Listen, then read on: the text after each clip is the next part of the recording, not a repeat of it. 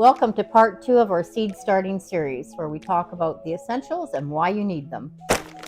Seed starter soil. You need this because it's lightweight, it holds moisture, and it allows for good root development. You'll need to choose a drainage tray with no holes to contain your soil. The reason being, you don't want water dripping all over the floor in the house. Choose an insert. This one here is just going to fit in your tray like that. You're going to fill it up with your seed starter soil, put 1 to 2 seeds in each compartment, and this is the most popular one that we sell.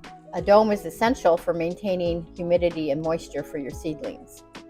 Once your seedlings are planted, place your dome on top.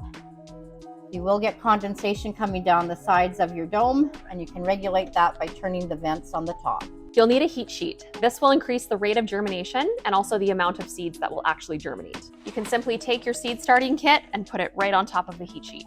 Once your seedlings have sprouted, you're going to need to use a grow light. The grow light will help keep your seedlings nice and compact. Ta-da! Seed starter fertilizer. You need this because of this high middle number, which is your phosphorus, for strong root development and strong stems. Here's a tip to know when to fertilize your seedlings.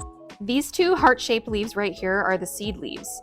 These 2 right here are the true leaves. That's when you know it's time to start fertilizing. Our seedlings are going to need watering, and the way to do it is with a mister. That way we're not displacing our seeds when we water.